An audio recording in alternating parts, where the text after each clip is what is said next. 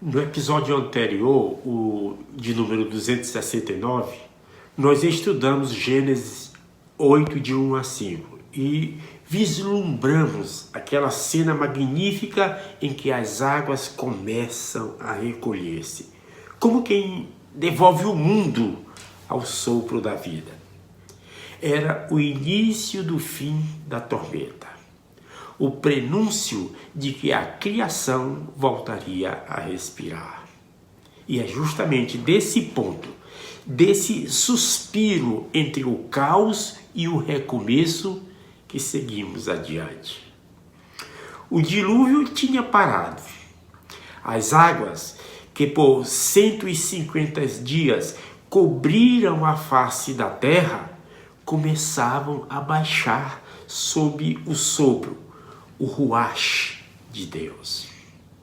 Noé esperava, e aqui o verbo esperar é sagrado, porque esperar em Deus é a mais alta forma de fé. É acreditar que mesmo quando o mundo silencia, o Senhor ainda fala por meio de sinais.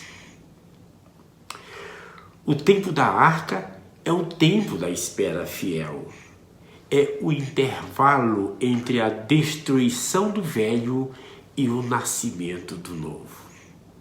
E é nesse silêncio que a alma é provada, que a confiança é refinada e que a revelação se manifesta.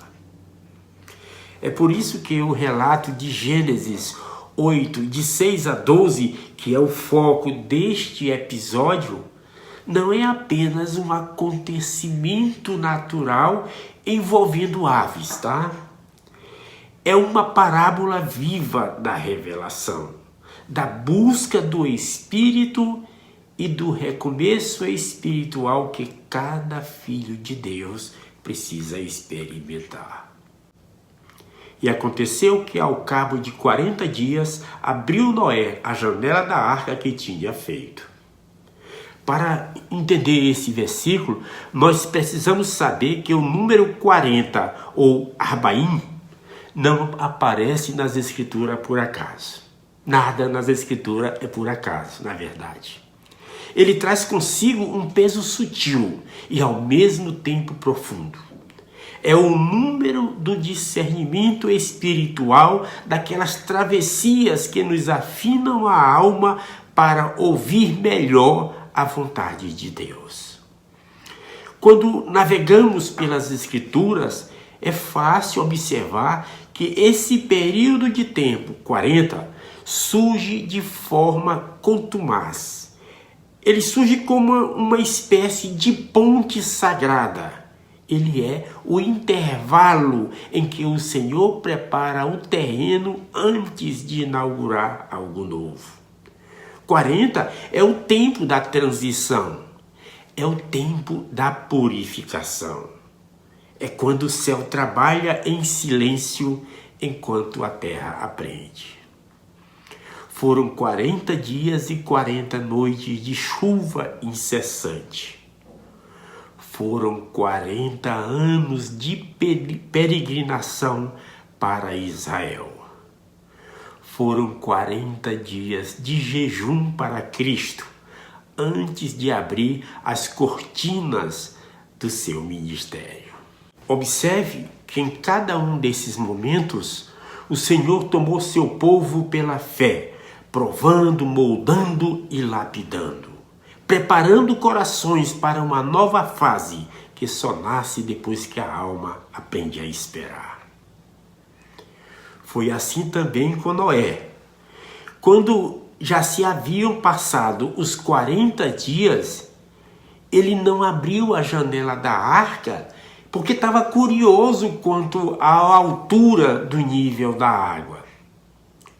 Ele abriu porque seu coração vivia em obediência e expectativa diante do sagrado. Aquele gesto simples era, na verdade, uma busca. Ele queria discernir se o tempo de Deus finalmente havia chegado.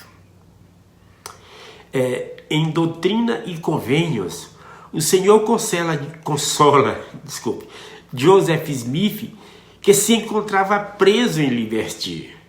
A Escritura diz: meu filho, paz seja com tua alma. Tua adversidade e tuas aflições não durarão mais que um momento. E então, se as suportares bem, Deus te exaltará no alto. Triunfarás sobre todos os teus inimigos. O momento de Noé durou 40 dias. O de Joseph, meses. O nosso pode durar anos, mas o princípio é o mesmo. A fé aguarda o tempo do Senhor e não se apressa em sair da arca antes da hora. E soltou um corvo que saiu indo e voltando, até que as águas secaram de sobre a terra. O texto hebraico usa a expressão Vayetzi Yatzor Vashov, que literalmente quer dizer ia e voltava. Este é um movimento errante e indeciso de quem não encontra repouso nem propósito. O corvo, ou Oref, é uma ave impura, segundo a lei mosaica, e simboliza aquilo que sobrevive do velho mundo, ou o espírito que ainda se apega ao que foi condenado.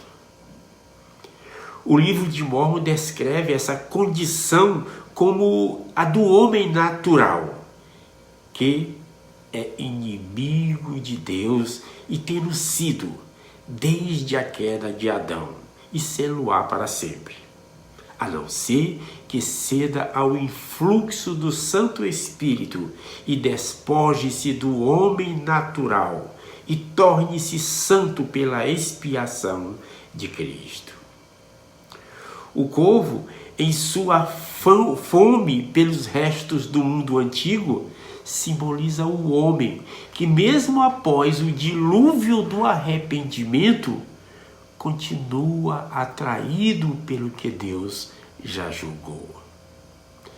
Do ponto de vista espiritual, ele representa aqueles que se afastam da igreja acreditando que podem seguir sozinhos.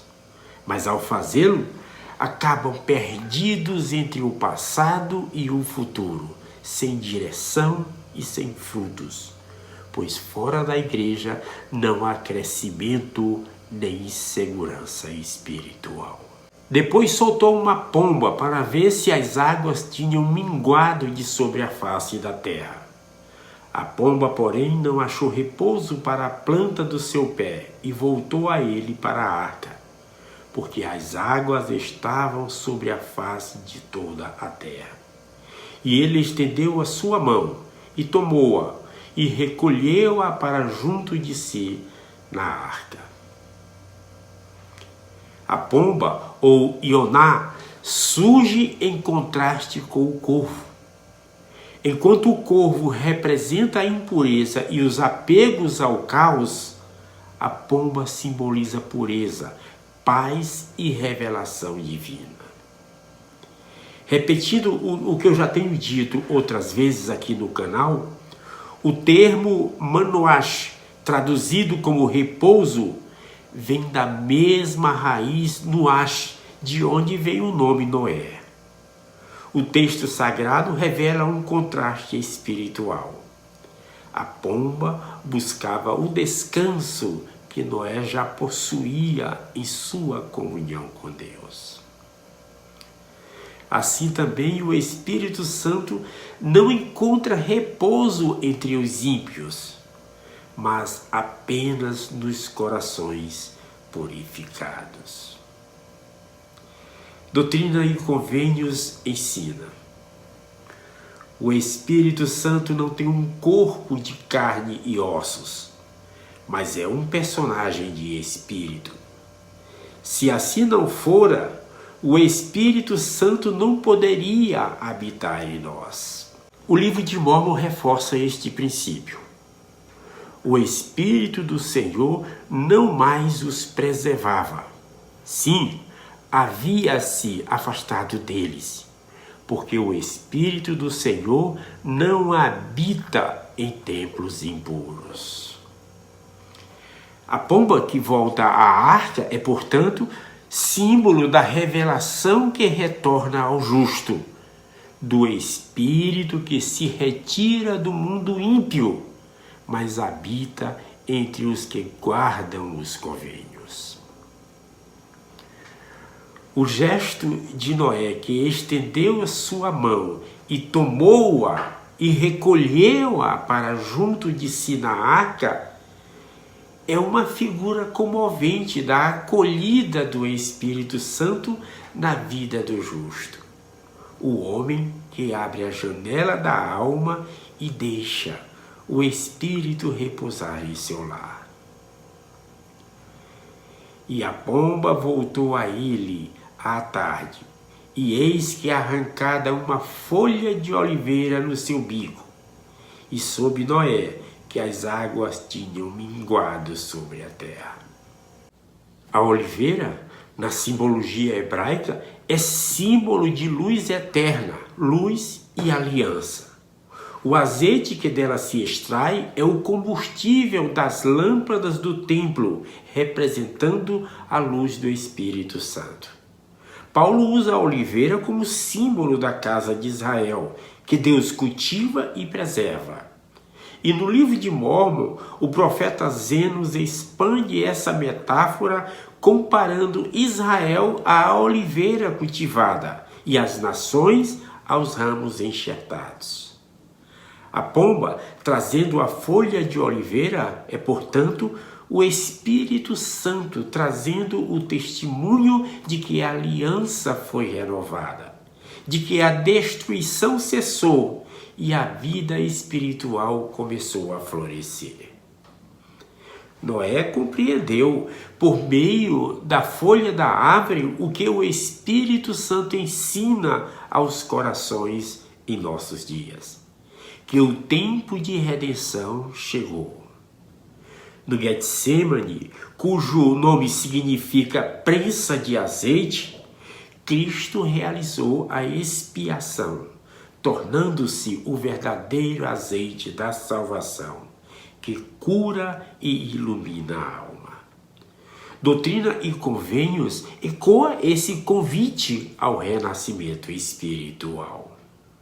Portanto, cessai todas as vossas conversas levianas, todo riso, todas as vossas concupiscências, todo orgulho e frivolidade e todas as vossas ações iníquas. Cessai de ser ociosos, cessai de ser impuros, cessai de achar faltas uns nos outros, cessai de dormir mais do que o necessário. Recolhei-vos cedo, para que não vos canseis. Levantai-vos cedo, para que vosso corpo e vossa mente sejam fortalecidos. Essas instruções, elas são pombas modernas, nos convidando a preparar o solo do coração, para que o espírito encontre repouso e traga sinais de vida renovada. Quando, por fim, a terra ficou seca e a arca repousou nos montes de Ararat, Noé experimentou o verdadeiro significado de seu nome. Descansou em Deus. Doutrina e Convênios ensina que esse descanso é a plenitude de sua glória.